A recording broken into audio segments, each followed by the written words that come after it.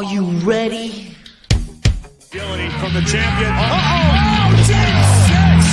That could be it. Delivers this deep six.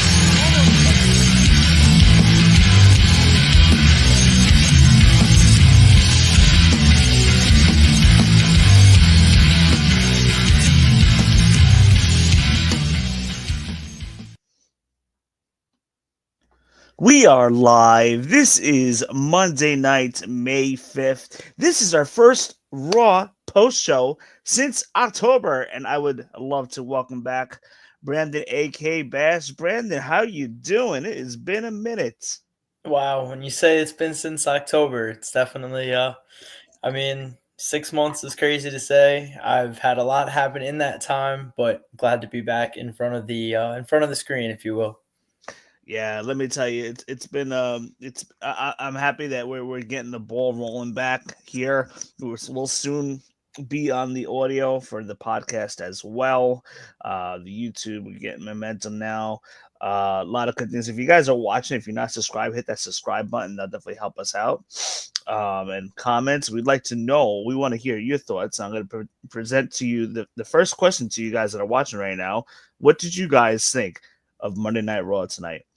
I thought we were blessed with a very good Raw, considering it was from Omaha, Nebraska. You know, those little like off cities like Lexington, Kentucky, or Lafayette, New Orleans, or Louisiana, and these random cities. I feel like kind of get like the worst shows, but this was not the case. But keep in mind that tonight was the go home show for Backlash, and man, Triple H was cooking tonight, I have to tell you. It was also kind of a cookie cutter Raw, like we talked before we went live. It was kind of cookie cutter, but at the same time, I thought we had a very good show. Anyway, we will be talking about tonight's Monday Night Raw. I really enjoyed it. It was a very, very easy watch. Anyway, I want to present to you the first question. It's kind of a little off topic. But I wanted to ask you about John Cena's championship win at WrestleMania. Do you think it was a good move? And if so, why?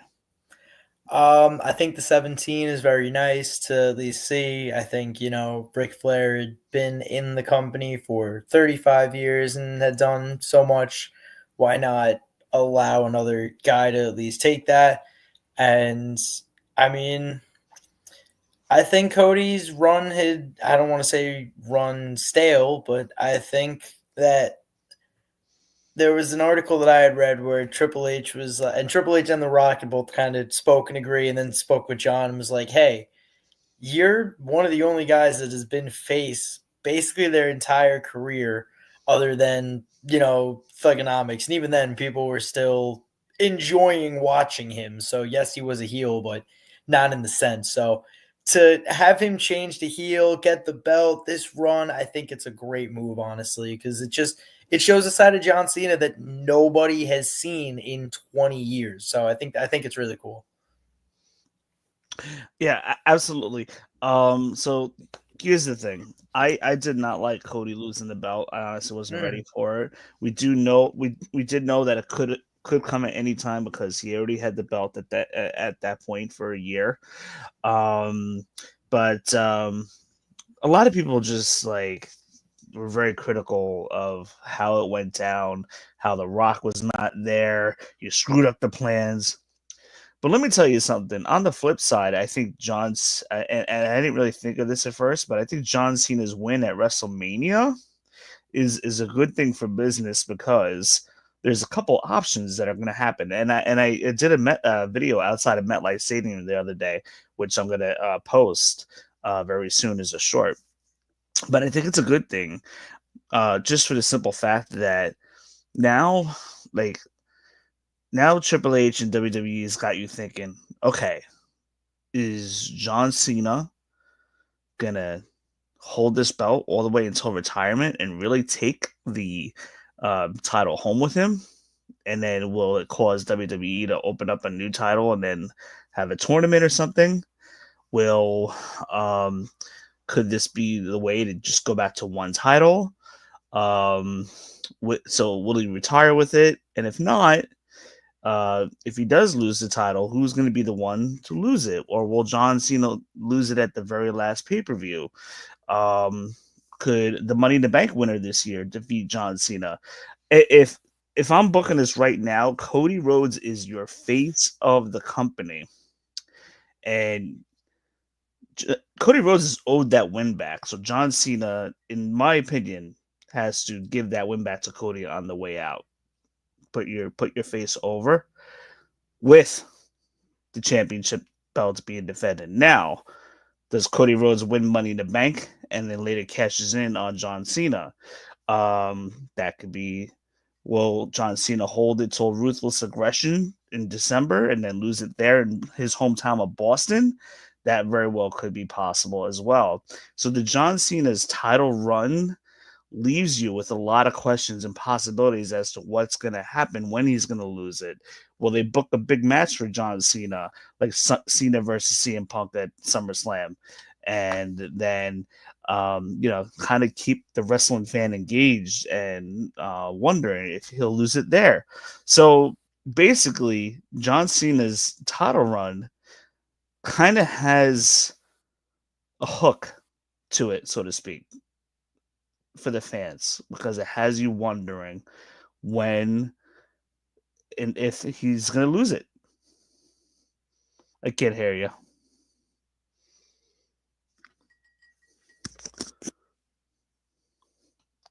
Brandon, you were talking. I can't hear you. Oh, my apologies. I don't know what. Nope, you're good. You're good. Oh, a truck came by, and I was like, let me make sure we can hear the good points he's making there. But I think the main thing that we've seen is a lot of people enjoy coming into matches. Tonight we saw two different guys come in and try to take down, in the main event. So, I think the interactions that are going to be made during this run, we're going to see very similar to Roman Reigns' run, where at least a cousin or brother or somebody came out and did something. I think a lot of these John Cena matches will see the same thing, but that's where the belt can play a big role of, like you said, where there could be a disqualification and it doesn't need to leave Cena's hands. There could be an actual, like I said, just Cena wins because there was a nut shot that we don't see. We've already seen that 4 times in the last month. So at least on those occasions where I think having that belt, you don't need him to lose it outright. There could be a disqualification, like I said, interactions from the outside. But I think the element of him having it allows those storylines, like you said, to grow a little bit more than just John Cena being a guy that's wrestling leaving. Now people want something that John Cena has and puts a bigger target than him just going through his retirement tour. Yeah, I mean, honestly, I like the way I see this is that John Cena's current title run is going to be probably the most interesting title run that we've ever seen, because we know that this is his last year. Now, again, that point being where he could very well retire with the belt come the end of December. Mm-hmm. He's in his promos, he's probably telling you what is going to happen. At the same time, then you have the question, okay, John Cena isn't going to retire with the belt. Who is he going to lose it to? But like I said, I think Cody Rhodes is the right guy. You got to give Cody that win back with the championship belt before you leave the company. So that's what I'm seeing right now. We know that more than likely Randy Orton is not going to be the opponent later on in the year, so they're getting that out of the way. John Cena is not going to lose it this quick. So I'm thinking CM Punk will come up next. I'm not too sure, but more like SummerSlam-ish. I've also, someone threw it out there that we could see Cody Rhodes and Bad Bunny versus Cena and Travis Scott in mixed tag match. I love that. I mean, if you give it 6 months, Damian Priest could come back into the mix, but there's no like past there. So that's the thing, is like they're trying to obviously create that past. So like you said, Randy coming in, they had X amount of matches. CM Punk had X amount of matches. Obviously, if you do get The Rock, They in may for even something, throw like a return match with AJ Styles, like an AJ Styles Cena, like later on in the year. there's definitely a No, couple of maybe times like you could around do that. fall. Absolutely. Is there anybody else that's really in the WWE? Ray's gonna have to come back and maybe snap him out of it. That would be real. Yeah, it's really about the only guys that have been interacted with them, and Yeah, obviously Seth yeah. I mean, and Roman. Roman might get a match too. I don't think Seth is. Seth is just kind of doing his own thing now. So, They could definitely and they're they could both find a few heels. different So ways. They can find a few different ways to get everybody engaged. So yeah, I don't know. It's gonna be. I mean, now that we're back to talking, but a fantastic next 8 months of John Cena, and it I'm very is. glad he's cut some of the best promos that I've seen any wrestler cut, and that's obviously including himself. But I mean, he's been heads above people for a while, and he just keeps getting better on the mic, which is crazy. And obviously now he's been acting for the last 5 years, so now you can see the acting coaches or anyone that he's working with have definitely improved him on the mic even more. We are going to head into Monday Night Raw. We had a very good show tonight. Like I said before at the beginning of the show, it was kind of cookie cutter, but we had some banger of a matches. We had arguably one of the best women matches that we've seen all year long. Yeah. We had a main event for the World Heavyweight Championship that was well booked and that really, I mean, going into this, I knew that Jey Uso wasn't losing tonight. However, the way they booked this match, they really teased a few moments where it could easily sway you from believing that Jey Uso may not come out champion tonight. So they kind of took us for a ride there, which I thought was pretty cool. We'll get to in a few minutes. So we had some pretty good matches. Like let's get into it really quick. We won't spend a whole lot of time on here tonight, but the Jey Uso at the top of the show asking Logan Paul to come out. He did not show up, but instead we got Paul Heyman instead, and he goes off on Paul Heyman goes off on Jey Uso like we've never seen before. Basically going off on him for being accused by Jey Uso for betraying Roman, and tells Jey to screw himself and the fans to screw themselves. What did you think of this promotion? This promo that Jey Uso and Paul Heyman, the interaction that they had in the ring? I was saying before, that's definitely the most passionate that I've seen Paul Heyman in the ring in a minute. I think the main thing there that really caught my eye was Jey Uso at the end was, "You done? You okay?" Like that, and even Paul said that wasn't about you. Like, I'm sorry, Jay, but like I said, that even shows the passion right there. Like he was upset that and he said it a lot of times in the promo, my best friend CM Punk, he was the one that betrayed me. He put me in a position where I had to go against the tribal chief that I spent 5 years. 5 years is a long time. That's half a decade. Like he spent 5 years working with the bloodline, setting up the bloodline, and then he said creating the bloodline.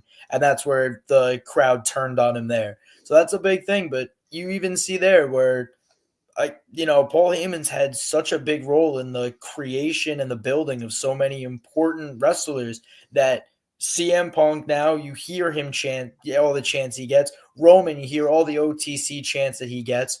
And then, like he said, CM Punk pinned him against Roman. So how can you say that he's the one? Sorry, he isn't Paul. So Paul's the one who's the traitor when he's being put in these positions. So now choosing Seth, I understand because he was the underdog in this whole thing. He was the one that didn't have somebody by his side. And now he gets the visionary of ECW, of so many of these other great wrestlers in WWE. He gets a visionary, already a visionary, and then gets a brawn man. So I think everything that happened tonight and what Paul said is correct. He didn't deserve any of that. And now he found Seth that he can mold into another fantastic star. I have a question for you, but before we get into that, I want to run down the rest of the segment. So the real reason that Paul Heyman comes out tonight, we finally get to that part halfway through the promo, is because um, Paul Heyman says that Jey Uso wants to be champion, but Seth Rollins has to be champion. In their plan and their vision for the future. Says that Paul Heyman also said that Braun Breaker adding him was stage 1, and that stage 2 was going to be the world title. So basically, we see Paul Heyman bait Jey Uso, offering Jey Uso to pick the time, pick the place, whenever you want, anytime, any place. And Jey Uso says, "Let's do it tonight." And I'm like, "Oh wow, we're getting a world heavyweight title match tonight. This is cool." I knew that was coming. Listen, they gotta put world heavyweight title match, WWE title matches on TV every once in a while for sure. And I was surprised that Nebraska got it, but it was the go home show. So anyway, we're gonna get to the Raw segment, the main event segment, in just a few minutes. But I wanted to ask you, do you see Jey Uso with the possibility of having a long title run here? Like, do we think that he gets into the new year with the title, or do we think he gets the Survivor Series? Like, what are you feeling?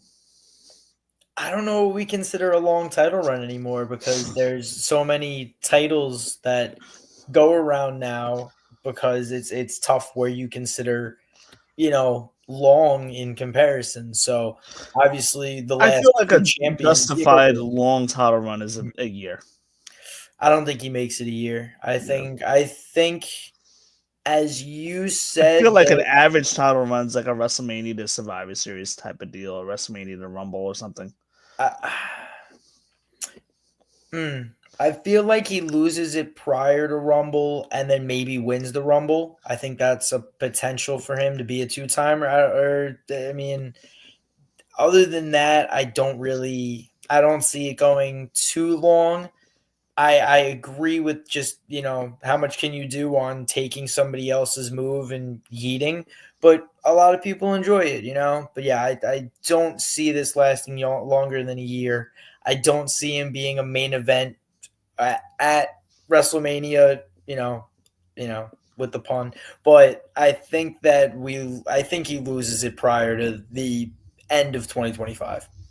Yeah, I think so. And I'm gonna get back to we're gonna get back to that, and I'm gonna tell you who I think he loses it to.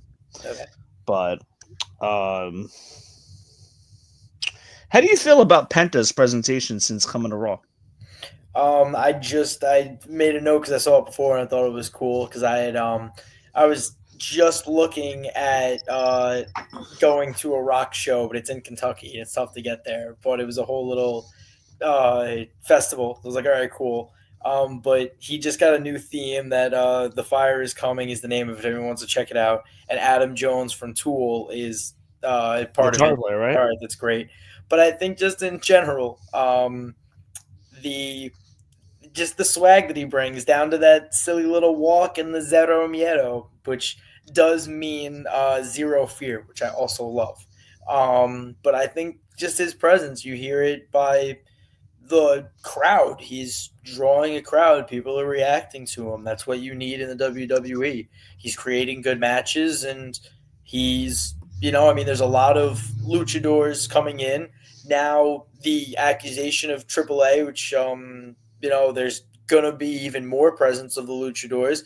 And I think that that's just a great person to have around. Yeah, Penta, his presentation, I feel like he has more of an aura around him in this current run right now than he ever did in AEW. I think he's more over in WWE in the 2 months he's been here than any other point in AEW. Absolutely. No, I think so. The presentation, everything, excellent job. I have a feeling that if there's a draft, which I think there might be, that Rey Fenix and Penta are going to be drafted on the same show and then become a tag team. That's what I can easily see happening. I'd like to see that. I think that LWO is definitely ran a little stale. I think that the Dragon Lee presence, we've seen him kind of bouncing around here and there. He's kind of went a little more solo, then with them, then with Ray. So I think they need to figure that out. But I think that it would be pretty cool to see them, back together after their time with AEW. Bring them together. That'd be very cool. Finn Balor gets caught by the ref. I was laughing at this one. He gets caught by the ref interfering in a match. Finn Balor gets thrown out. Gable. Then we see Gable interfering from the other side with the ref's back turned. Mm-hmm. We see Penta go after Gable there. McDonough misses a moonsault that would have landed Penta, but he missed that. And then Penta immediately hits the Mexican Destroyer on JD for the win. Good segment here. Let me tell you, JD McDonough, he's just so smooth and so good in the ring. But I wonder about his injury that he had. I think WWE's storytelling of it. Did they kayfabe it a little bit? Was it something that was a little less significant with their letting us on to believe when they were saying the punctured lung? I don't know. It's a tough one because I personally, when you look up how long it takes to come back from a punctured lung, I've seen a lot of different things. Obviously, this is an entirely different sport than anything else. Football players, I've seen them come back within a month, so that's definitely Okay. No, there's been a few, maybe not a month, maybe about 2 months or so, but even then, that's about how long it took for JD to come back. So, I think even then he got lucky. He didn't hit too much of his head. I think if it was more of a concussion head injury, maybe a little bit more of a neck injury, that could have been a little bit rougher. But he hit at, I hate to say a good place, but of all the places he could have hit, he hit at a good place there. Because he could have, like I said, very much messed up the top of his spine, the neck where the neck meets there. He could have hit the back of his head and created some, swelling and skull, fracture there. So a lot of bad could have came from where it went. And I think hitting, like you said, the lung and rib area where there is protection, he got pretty damn lucky of all things considered. Yes, you very did. I mean, and it didn't really look as bad though as what the injury was. Yeah, when you slow anything down, it can look a little. That's where I'm saying, like I said, if he hit his neck or his spine, it could have been a very worse situation. So, like I said, when you really, all things considered, he could have had a Big E and any type of situation like that. A Riddick Moss situation where, like I said, he could have, instead of landed top of his head, he could have hit the back of his head, messed up the top. He got lucky, to be honest. Yeah. So glad, and like I said, like you said, he's still moving around very swiftly in the ring. That's why I said where good. My notes was just they're cool moves. They're using a lot of chops now, which I think is good in the moment. Because what that does is it creates a sound, it creates a pop in the crowd, but it makes sure that JD isn't flipping flopping around all the time. It just creates that level of ooh and ah that the crowd needs in that type of match. Yeah. Austin Theory versus mystery opponent. Austin Theory is granted a singles match backstage. Grayson Waller willingly gives up his opportunity for singles match to Austin Theory, and Austin Theory is all grateful and everything. And then they go to the ring, and Austin Theory is waiting, for his mystery opponent to come out. Because Austin doesn't know who it is. Seemed like Grayson did. And Sheamus' music hits. Yep. Let me tell you, Sheamus looks good tonight. He looked good. Unlike last year when he came back, he looked like he had like one cheeseburger too many. It was horrible. He was way out of shape. He had like a tire on his stomach. It was bad. He looked great tonight. I guess he knew better. And and they had a match, and so in typical Sheamus style, stiff hits were thrown towards Austin Theory. The storytelling of this match is Austin Theory just kind of getting run down by Sheamus most of the time, and as the match is coming to a close, Austin Theory basically just took 10 chops to the chest with those signature punches on the ropes. And Austin Theory is like, why did you do this to me? So it's basically what happened was Grayson Waller kind of set Austin Theory up in the ring, and to face Sheamus, kind of set him up for this, making it like it's an opportunity, whatever. And Michael Cole's given the storytelling of Grayson doesn't seem too interested in helping out Austin Theory ringside, so they're planting the seeds there. And they've kind of done it a number of times over the last year of possible split. So what did you think of this segment? I mean, I'm first off very surprised that they are still together like that. I thought that this would have happened months ago. I'm surprised they're dragging it out. The other thing too is, why was Sheamus billed like he was Braun Breaker over here? Like, why? Like, I just looked up Sheamus's record, his total wins to losses. He's only 52%. So it's not like he's like a 70% wrestler where he comes in to destroy. Austin Theory is a 2-time champ. So I was a little confused on why like Grayson Waller didn't want to try to win, and they bill it as make money when you win. So why are you giving Austin a chance to make more money to not try to win a match? You have Austin on your side, so it's a 2-versus-1 handicap. Like, it was just such a weird billing of Sheamus to be this amazing wrestler who's going to come and kick ass in 2 minutes.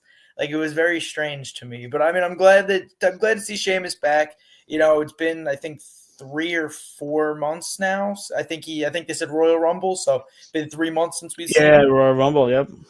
So it was definitely good to see him back. He looked good. But yeah, it was very weird to bill him, like I said, as this monster when he's basically, like I said, a 50-50 wrestler. We had a comment here.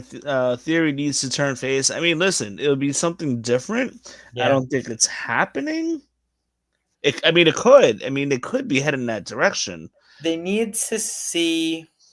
What needs to happen is Waller and Theory need to like turn on each other. They need to have like a heel go up against both of them, and they need to see how the crowd reacts. Because I could see either guy turning face, but they need to see the crowd reaction. So that's where I like the idea, but it's going to take another, I'd say, month or so. Wait till after Backlash. But yeah, I think that's not bad to either try to turn one of the guys face. I think Theory's probably easier to turn face because he's been heel for the entire time he's been there. Heel for a long time. So and he's going to be I would say, like I said, see how the crowd reacts. What do you say? Sorry. I mean, Austin Theory is going to be a huge star. Absolutely. I mean, see how the crowd reacts to that turn, and that would be a great move for either guy. Theory is in the next crop of main roster, and I'm talking about main event talent for the main roster. Your main crop of guys going forward after Punk, after Cena, after Roman Reigns, and even after Cody is going to be Braun Breaker, Gunther. I said Braun Breaker already, right? Braun Breaker, Gunther. Your Austin Theory. Maybe you could throw Dominic Mysterio in the mix the next 5 years or so. He'll be a main eventer. I can't wait to talk about Dom because I was texting my friend and we haven't spoken too much about him. And I know he was definitely in the mix tonight, and we'll talk about Backlash. But we got to talk a little bit about Obafemi would be in the next crop of main guys to come up. He'll be there. Maybe Trick Williams. But anyway, you know what? Let's talk Dominic Mysterio. What do you got for me? Well, so went back and I was watching a little bit more of like WrestleMania and everything in the Intercontinental like championship match and everything like that. And any one guy could have won in that match. Oh, for sure. To give it to Dom, I had I a feeling literally we predicted Dom to win. I had a feeling it was happening. it was just in. I've never seen that big of a heel to face turn in 3 seconds. It was 1, 2, 3, and the crowd erupted. Like I really didn't see that. You know, obviously Finn could have taken it and really set the place off. Obviously, Braun and Seth would have, with the belts together, would have been awesome. Like, would have been a whole type of faction thing that could have grown. But to give it to Dom to pin Finn, and it, like I said, to then have the whole crowd of 60,000 people who used to boo loud enough where you couldn't hear Dom speak, to then cheer loud enough where they all wanted him to win in that moment. I was like, wow, that was just a crazy turnaround. And this guy who's a couple of years, I'm 26, couple of years older than me, to just rise into that position is just fantastic to me. To see that turnaround in 3-4 years is great. Wow. Yeah. No. 100%. I mean, he's definitely grown a lot in being under Judgment Day. And yeah, it's kind of fun. He's kind of fun to watch. He's turning into an Eddie Guerrero throwback as more time goes on.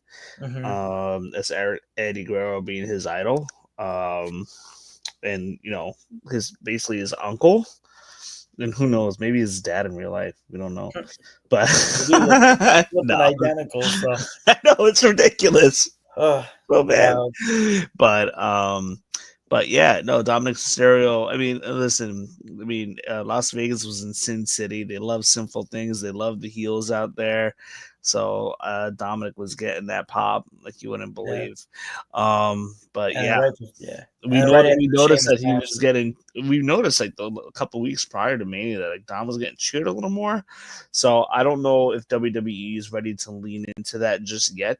But we'll see it. We'll see how it goes. I think Dom is great in his role right now. I'm not ready for that to end. So that was, and then they named the Dom versus Penta at Backlash. That was cool. And then they randomly brought up if you I know the next thing there was that AJ randomly came back and said Yeah. that he was coming for the belt, and then Dom asked Finns to take care of it, and he's like, "Oh, now I gotta take it. Now I gotta deal with your dirty work." He's like, "Oh no, I'm just playing, Dom. I got you." But then they never came back to that. So I was like, "Is this happening at Backlash? Is this happening next week at Raw? What do we? Because I would love to see AJ versus Finn at Backlash, but they didn't do anything tonight with it. So I was very confused. I think I think Triple H likes to plant seeds. For like he likes to plant Like seeds following for Raw versus following shows. There's like something else I noticed too. We're gonna get back, but yeah, even though like you have Backlash coming up, but everything that he's doing now, I mean, he's planting seeds for the next couple of weeks. right. Whether anybody notices or not, he's planting seeds for Survivor Series because Seth Rollins and Braun Breaker. Do you think that is it? That Paul Heyman and Seth Rollins are? Do you think that's the only recruitments? I think not. I think we just I think named not. I think we get named 2 three more. possibilities: Austin Theory, Dom, Finn. That's 3 possibilities right there. They can easily join that group. I think not, and I think we get a Sami Zayn heel turn eventually. Very possible. I think it's possible. I mean, I'm just trying to figure out like what makes sense for who makes sense to join Paul Heyman. You could get Austin Theory. You could get another upcomer from NXT. I like the Austin Theory move. I think that's probably the smartest because think about the way that he was Vince's boy. Now he can come and be another face, another Paul Heyman's boy. That would be a fantastic move for Austin Theory to get away from Grayson. And they're already, like you said, planting that seed that they're trying to split up. So I think that's probably their best bet there. And then same with Dom and Finn are trying to break up. So that would be reach out to one of those guys and say, hey, you want to be in the winningest group, come over to whatever they're going to name this group. Paul Heyman's guys. It's a slow burn right now, what we're seeing. Yeah. On so many different levels between Fan and Dom. It's a slow burn. We're seeing a slow burn of the building of Seth's group. So can't wait. Becky Lynch comes out tonight, and she's dealt a fire promo. Like the last couple of weeks now, she's been on fire on that microphone. She's been great. But we see Becky Lynch talking, and she says that she took out the trash. She took out the garbage by taking out Bailey.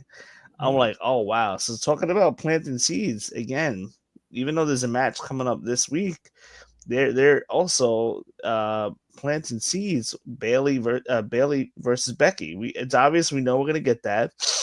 If I have to guess, Bailey probably comes back at Backlash or Raw and comes after Becky for the comments being made. If I have to guess, and then set up a match for the next pay-per-view. Yeah, it's possible. Or maybe they slow burn it for one more month, but until we get to Money in the Bank. Depends how like the attack was, because obviously it's been a little bit since the attack. So if they, like you said, if they slow burn it and say that it was a legitimate injury that's going to take her 6 to 8 weeks to heal, and then she comes back at a different I don't know what the pay-per-view is, or sorry, PLE. I don't know when the next one is in June. So maybe, like you said, it's a slow burn, wait for the injury to take a little bit, or if it's a 3-week injury and she comes back 3 weeks later. But yeah, couldn't tell you. She also says that Lyra is still garbage, and that garbage is because of her attitude. Oh, she's recycling. Yeah, that she's recycling. She's still garbage. She's still garbage. She's a little bit better than garbage, but still a form of garbage. And I was crying. That was too funny. Less offensive garbage. I was like, oh, that's fantastic. And then we get Becky. They had their back and forth promo in which Lyra held her own very well. She made Michael Cole laugh like 3 times, like a little snicker, and I was like, "Oh damn! When you get Michael Cole a snicker on air, you're doing well." So like Lyra dropped some lines in there. She did. There was one. You've been recycling the same tired act for years, and I was like, "That was crazy! What the hell?"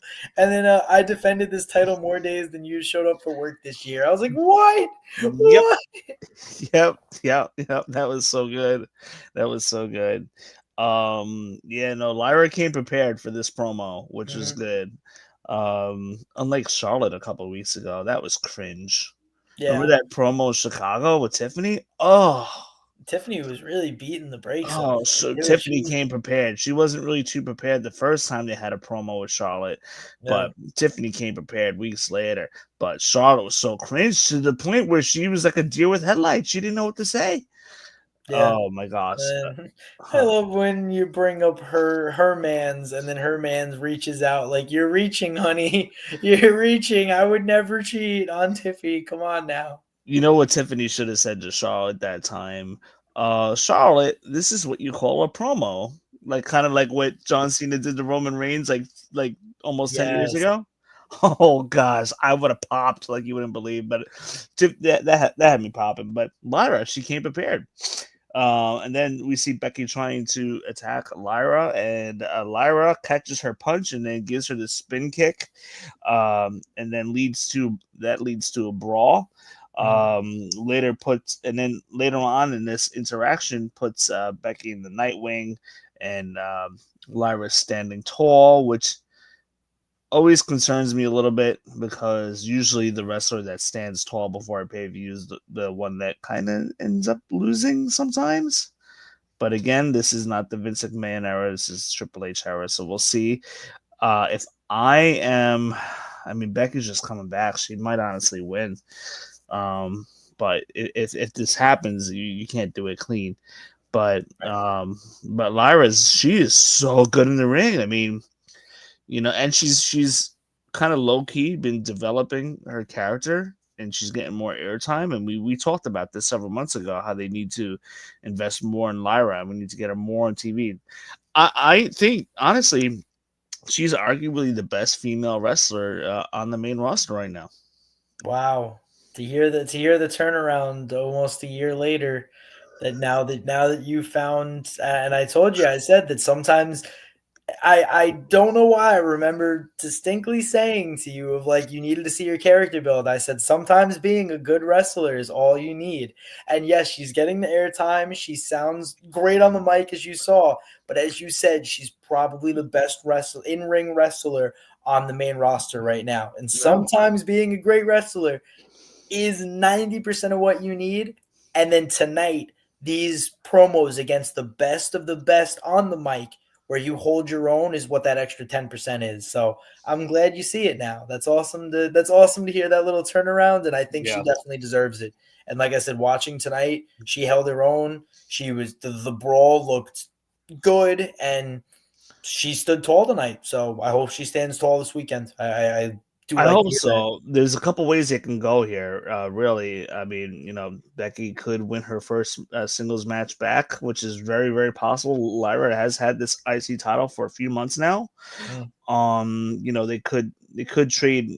Becky could win it, and then Lyra gets it back, maybe SummerSlam or something like that. They could go that route, or the other route I'm thinking is just give Lyra the win. Kind of, keep elevating these new up and coming stars, because WWE needs to build stars and have stars ready in the funnel when Rhea's not there. And Ripley is about to start getting ready to make babies soon, according to the IWC. When Rhea's not there, when Becca's not there, Charlotte's not always going to be there. Bailey's got a few years left. So Bailey's just hanging around a couple more years, waiting for Izzy to come up so they can have a good story there. And but that being said, I think you got to give Lyra the win. Charlotte did the right thing, put over Tiffany. You got to put over these new stars. You need to have superstars ready to go to carry the next 10 years into WrestleMania 50 and so on. I absolutely agree, and that's where people are saying, hey, finally Charlotte put somebody over. Hey, Becky Lynch, it's your time to put somebody over. So I think that's exactly like you said, the moment where you can just have a clean win and a clean loss. Like it can happen. Becky Lynch is a good wrestler, and Lyra's a good wrestler. So might as well just have a good 10, 15-minute match, and whoever is better that night is the winner. Like, sometimes wrestling can just be wrestling. Doesn't need to have Bailey come back and interfere with the match. But I think you're also onto something with Bailey coming and interfering in the match. So I guess, like I said, we'll see. But it's tough. I think we get Bailey back interfering. Yeah. And then we get a win there with Lyra. The next match, we won't talk too long about this, but I have to praise the both of these ladies. The ring, the work that Io and Roxanne. Oh my gosh, this is probably the best I've seen Roxanne work in the ring. This was arguably the best women's match we've seen all year in WWE so far. Raw SmackDown, because the best, and it should win match of the year, is night 2, the triple threat, Rhea versus Io versus Bianca. That was 5 stars. That was good. That was a great match. I was gonna say, I think that will most likely win either best match of the year, women's best match of the year, but either singles match, if we want to call it that, or Raw SmackDown tonight was absolutely a great match. Great match. 20 minutes. Yeah, I was going to say that definitely ran about 17, 18 minutes. I remember looking. Roxanne is so good in the ring. So good. Mm-hmm. She's grown so much. The way she flies, how smooth she is. Roxanne looks smooth with the, I guess, like the counter moves, like the interaction. That's where I saw it. And then Io looks great with the counters and off the ring as well, like off the ropes. So they both just looked very smooth. Like that's the one word I kept saying, like thinking.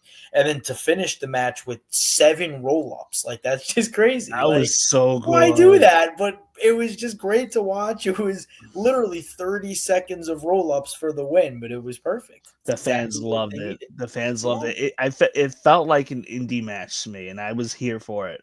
Absolutely. Oh, no, I don't remember. Oh, I randomly had I went away to Denver, couldn't find anything on TV, so I'm like, let me just see what's on, and I found like New Japan or something on like that, like ICW, whatever it was, and I was like, yeah, let me just check it out. The matches were crazy. I'm like, why have I not watched more of this? They go back and forth, flipping, flopping, missing each other, countering. I'm like, this is awesome. So definitely gonna watch that one day soon. Yeah, 100%. I got to catch up on some AEW and New Japan. I'm kind of out of the loop right now. Yeah. So I got to end Impact. I've been checking in here and there, or should I say TNA, whatever you want to call them.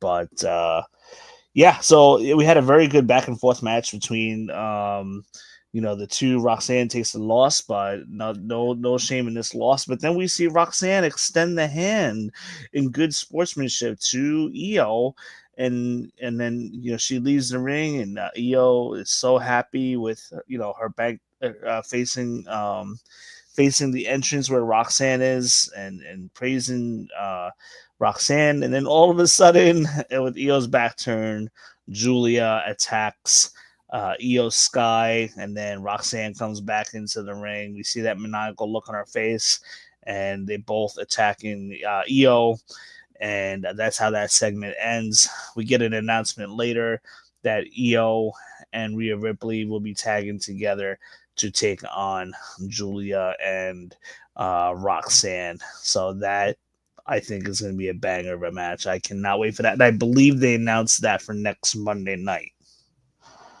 Sound right. Yeah, we're gonna have to look up the backlash Almost breakdown of that. positive. Yeah, it doesn't seem like that would be a backlash match, but you never know.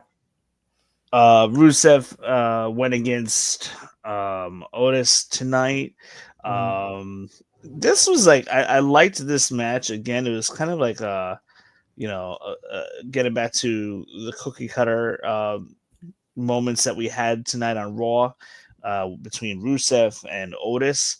But I liked this because you got two big men slapping each other and tossing each other around, and it just felt like a car crash to me. And I love like seeing like two bulls going against each other. So we got that tonight. What is the Big A say? What is the Big E saying? Two meaty men slapping meat. That's all it is with those guys. Freaking Rusev's 275, Otis 330. We're just attacking each other with every limb possible. Freaking Pat McAfee. Speaking of meat, Pat McAfee putting over New Orleans in Nebraska's meat tonight. Oh my god. I'm like, what are you talking about? This sounds horrible right now. Oh my god, yeah, well definitely that's next. But that's in about 2 minutes, but that was crazy. Otis looks Otis is out there. Him and Otis are going back and forth. Rusev wins with the accolade. Car crash of the match as we saw. Then we see Tozawa challenging Rusev, and then Rusev's like, I ain't wasting my time with this. He backs away. Tozawa has his back turned when Tozawa and Maxine were in the ring, tended to Otis, and then we see Rusev come back into the ring, picking up Tozawa, powerbombing Tozawa onto Otis, and then giving Otis another accolade. So that was crazy. Rusev is looking like a monster. And we'll get back to him in a couple seconds. But then we had the Gunther and McAfee face to face. What did you think of this segment tonight? The McAfee versus Gunther.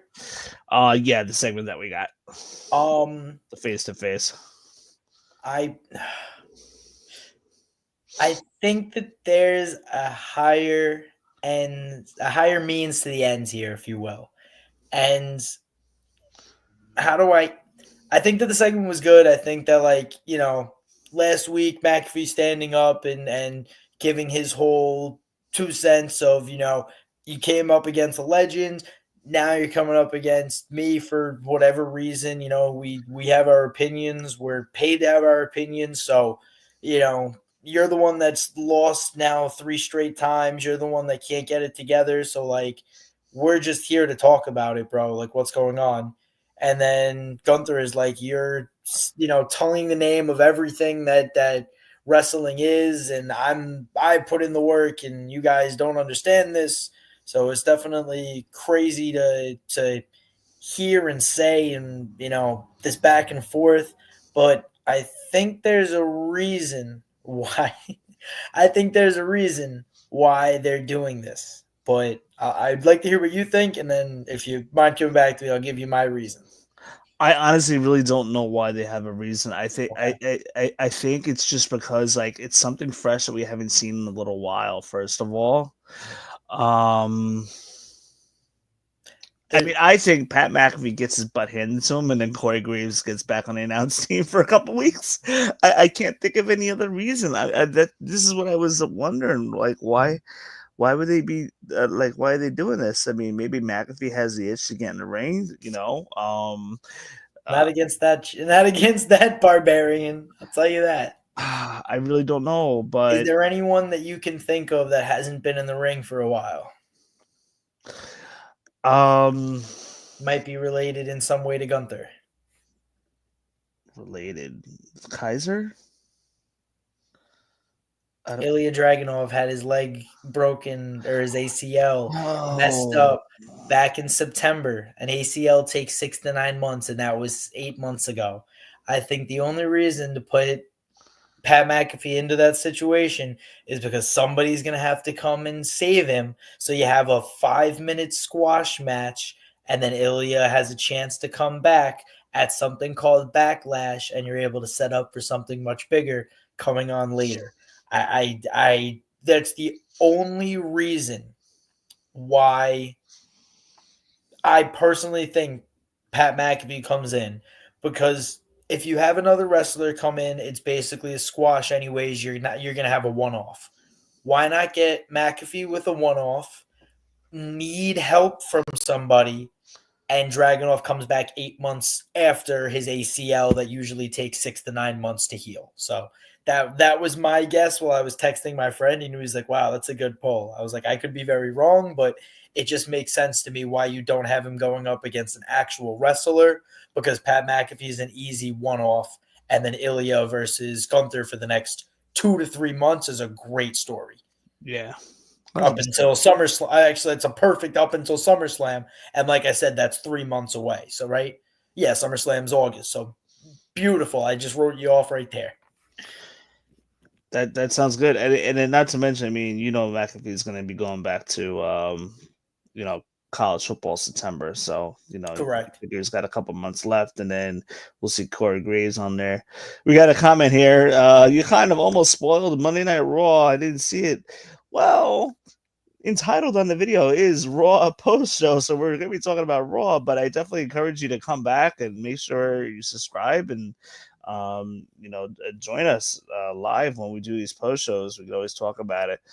I hope they just hopped on. We have 45 minutes that this will stay on YouTube to watch later on. So I love that it's on YouTube now. This is great. Those of you guys that are on Instagram, watching through Instagram live right now, those of you guys that are on Instagram live, check in this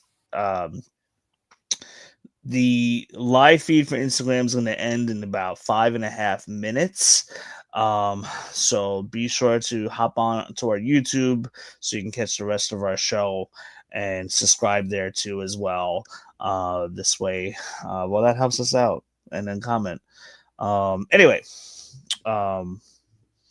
moving on. Oh, see something I noticed as I want to say as it was Jey Uso coming to the ring. In the background, we saw Finn Balor talking to Roxanne.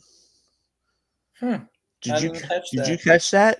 No, I Yes. must have See, been the looking thing down is, at my phone. I apologize. see, the thing is, no, it's okay. Like WWE and Paul Heyman, when they do backstage stuff, they sometimes have a habit of planting seeds in the background. Like that Yeah, one time when there was a promo going on. I forgot who it was, but in the distance you see Liv, walking with her back turned, walking the other way, and then you see Dom in the background following. right. I remember And, that. and, Right. and we talked about that. Like sometimes they plant seeds in the background while on the forefront, you have a promo or something going on, and then sure enough, we saw Dom, turn on Rhea, and this is before Dom turned on Rhea at SummerSlam. So so we noticed that Finn was talking to Roxanne tonight in the background. I'm like, that was definitely done by intention for sure. Hmm. Um, Maybe they want the fans to kind of guess, like maybe it's something or maybe it's nothing. Which could be the case too. Maybe Roxanne Perez joins Judgment Day in the future, or joins Finn Balor in the future for something else. We don't know. Now she's the one that's running around with Julie now, right? Yeah. And then the tall one with Liv is Raquel Gonzalez. Raquel. Sorry, Yeah. there's too much Roxanne, Raquel. There's too many names going. Okay, Yeah. so because that's the thing is obviously they're the ones with they have the tag belts now, correct? Or did they lose those? No, they No, Liv and Raquel still have it. They just okay. they So just that got it back. Yeah, they got it so back that's a literally the day strange. later after Mania. So that's a strange. Oh right. That was weird. Right, I do Yeah. remember that. So yeah, so that's a strange interaction because obviously Roxanne is in a tag team of her own. So that, like you said, that plant right there is it for devious reasons where he doesn't like seeing Liv and Raquel with the belts? Or is it for joining purposes where keeping the second best tag team off of their backs? So I don't know, but you found the seed and now it's planted in my brain, so who knows what's gonna happen. Yeah, so I got my eye on that. Main event time. Let's just jump right in. Let me just throw it in the comments here. The main event was Jey Uso versus Seth Rollins for the World Heavyweight title. This match was established earlier on in the night during their promo, as we saw in the next promo following. Um, so what we didn't discuss really is how earlier on Paul Heyman, um, you know, was talking to Seth Rollins and Braun Breaker in the backstage. How they, Jey Uso fell into the trap and got baited in to challenging Seth Rollins right away. So anyway, here we are. That sets up the main event tonight, and I was so glad we got a world title match. I didn't expect that coming. Mhm. I'm sure Nebraska didn't expect that coming. And I'm sure Nebraska didn't expect that they were going to get such a banger of a match tonight. Oh my gosh. Like, WWE literally, Triple H really took us for a ride Yep. on this match because they stacked the odds against Jey Uso, with Braun Breaker being out there and Paul Heyman. And, again, this is a new faction. And like there were so many false finishes and where like one point Breaker nearly costed Seth Rollins, and then Seth hit the stomp, and Jay kicked out, and then we see Sami Zayn music going off, and Sami Zayn attacks Braun Breaker from behind because Braun Breaker was expecting Sami Zayn to come from the entrance, not from the crowd. So that was pretty cool. Then we see Jey Uso super kick spear, then frog splash Seth Rollins, and I thought that was the end. Mm-hmm. I thought that was the end, and they really took us for a ride there. Breaker then spears Sami Zayn, and Sami was cheering on Jey Uso. There was also the possibility of, okay, what's Sami Zayn gonna do? Then we see Seth Rollins stomp Jey Uso again. Jey kicks out. And then we see Punk. Punk finally comes out, and that was a surprise. Did not see that coming because we didn't hear from him, see him all night long. Yeah. Comes in with the save, attacks Seth Rollins, attacks Breaker with the chairs, and that basically ends the match. Jey Uso, comes away with the world title. But it was I enjoyed this match. It was a lot of chaos for sure. What did you think of this whole match? First quick question: the bell never went off, right? That's a good question. I didn't catch that. I didn't. I was just thinking. I was like, wait, this is definitely disqualification, and the bell never went off. Nor did we hear anybody hop on the mic to say that like anybody won the match. I was like, what in the world happened here? You're right, and the bell didn't go off. I mean, it's very possible that the announcement was made after it went off the air, because it did kind of go off the air fairly fast, right after all that. But we had such a good match here. I really enjoyed this. But I was definitely. I was gonna say, excuse me, while my computer's going to die. So grab the charger quick. Well, I look crazy bouncing around. No, I definitely think that, like you said, the first with Penta, now tonight, where they're trying to create these guys that the odds are stacked against them, and they're finding ways to win. And I think that's just a way to put people, the way that we're saying, on top of others, like to show that, hey, you can stack the deck against me. I'm going to come out on top. So, yeah, I mean, the Sami Zayn and CM Punk coming out, that was – I texted – again, I talked with a good friend of mine while we're watching Raw. It's my roommate of mine. But we were texting real quick, and I was like, hey, I wonder how many people come out tonight. And two was the number, but it's usually how these matches go. I do like how, like you said, a lot of false finishes. Back in the day with Raw, you couldn't have that because you knew that the match had to end between 10:58 and 10:59. So it's like, all right, well, the match is going to end soon. So at 10:55, nothing, that it's like not close. Versus now, Netflix goes anywhere from the 2:30 to 2:40 range. So you really have no clue when the match is going to end. So I'm definitely glad with that change as well. So they did everything right tonight. They allowed the match to go for a little bit. Multiple people come in, and they set up a lot for the next Raws to come.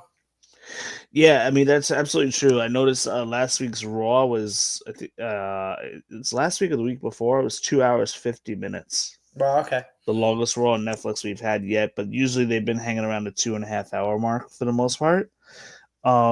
Most Mondays, unless I'm on here talking Raw post show, most Mondays I'm in bed by 10, and I am in the gym by 6 in the morning. So I usually catch the last segment or two the next morning.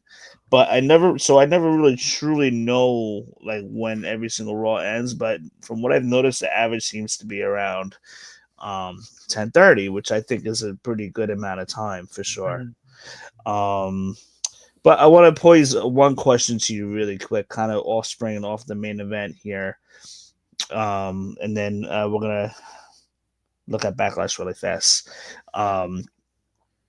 For Jey Uso, who do you think could be the one that will beat Jey Uso for the world title? I don't know. There's not too many like people like names that really jump out. I'm trying to think of like a Money in the Bank winner. The draft could definitely change a little bit if there is a draft by then. I got two people in mind. Let me hear yours. Let me see if I agree with anyone that comes there. I think Seth Rollins is probably going to be the one to do it. Okay. maybe later in the year, and I think right now they're kind of just starting in with that, and then I think they're gonna kind of lean into Jey Uso versus Logan Paul at some Mhm. point, and then I think they're gonna revisit Seth Rollins to finally get the championship. Maybe sometime between SummerSlam and Survivor Series. I can't really pinpoint it when. My other person that I have in mind is whom that I see that it looks like they're going to start heating up, Rusev. Wow. Okay. I think that would be a Because quick I'm turn thinking back. of heels now. I'm thinking of heel opponents for Jey Uso, and I'm thinking maybe Rusev. I like it. Like there's a possibility there. Why not? He's believable. Let's see. Is there anyone really they're not trying to really they're they're trying to push American made, so maybe Chad Gable. Maybe. But I think American made because I saw today that, as you said, planting a seed was right before Becky Lynch came out. Chad Gable was talking with the New Day and was like, "We think that an American made deserves more chances. So if they can build up the chances for these guys over the next 6 to 8 months and make Chad into a main event contended, which they did have him against Gunther for a while. So hey, the guy that beat the guy, let's see if I can beat the guy that I couldn't beat the guy that beat the guy. Sorry, I don't know if that made any That's true. sense, but you got me. Yeah, So I and think they that's could cool. always return back to Gunther versus Jey Uso later on, Absolutely. And even like I said, if which I Chad think is very comes in, possible. I think that they could do a triple threat where Chad comes into that. Where, I you also do know, have my theories, mhm. and that we still get a Gunther versus Cody Rhodes at some point. They've really Yeah, WWE's really stayed away from that for the most part. Gunther could go back. Gunther We could definitely go back to SmackDown as well because he was having a decent time in SmackDown before the draft. So they could definitely get him back there. And then, if Cody stays and in SmackDown, but what I'm talking more specifically like Cody and Gunther have that feud as mhm. part of Cody's next title run. Oh, like to Because they've build up never to had it. it. Because Cody Gunther one has been a runner up to the Royal Rumble, and and even this year, one of the last people. Mhm. Um, no, he wasn't in the Rumble match this year, but like 2 years in a row, he was like one of the last like Final Four. Like he's been knocking on the door of the Rumble win, getting a Rumble win. Um, and they've kind of kept Cody Rhodes and Gunther apart. I feel like they're saving that feud because even though they fought at Crown Jewel, it wasn't like a program, you know. Hmm. It was just basically because tournament winners or whatever. I Um, get you. but they didn't really make a program out of it, and I think they're gonna save that. I think Gunther's eventually gonna go out to the WWE Championship, but it's got to be when a face has that title. So I think that's gonna be Cody Rhodes. Um, I mean, I'm gonna kind of go out on a limb and say let's first off let's drop the whole idea of the Rock possibly coming back. Maybe he does something Roman Reigns, but I think we get Cody Gunther at Mania next year. And I know it's a little far off, but I'm usually pretty good at calling this stuff. Unless WWE storytelling kind of lets me on to believe something else, leads me on to believe that it could be somebody else. But I think we get Cody and Gunther at Mania next year. But anyhow, yeah, I see Jey Uso losing to probably Seth Rollins or Rusev for sure. I think Rusev should have a chance. But the way the storyline's heading right now, it looks like Seth Rollins might be more poised for winning this title uh, down the road in the next couple of months, which could be SummerSlam. Hmm. No, that could happen. Definitely I can't got wait. SummerSlam tickets, by the way. Really? Very nice. Both Yeah, days or just one both of them? days, both days. We're in the lower section of 320. We're in the lower part of 327, so we're high, but we're not that high. But we're up there, but we're not all the way up there. Where is it Um, again? what's that? Where is it? MetLife Stadium. They did MetLife again. But the prices were actually very much reasonable, and that's because certain laws came into place. Love them or hate them, Donald Trump put laws into place with the ticket bots. The bots were basically what's been happening over the last 5 to 10 years. Is the bots are buying up all the tickets, and then 20 minutes later they're going on resale for quadruple the price. Like, Yeah, I saw how is that. this happening? This has been Yep. happening for years now, where the wrestling fans, concert fans are all getting screwed and paying more money. And then the problem is, the problem's not getting resolved because there are still people who have much more money that are willing to pay these prices. Yep. It's Exactly. crazy what's been going on.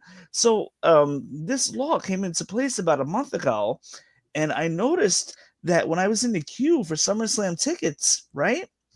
Normally in the bots era of buying tickets, there's always 2,000 people ahead.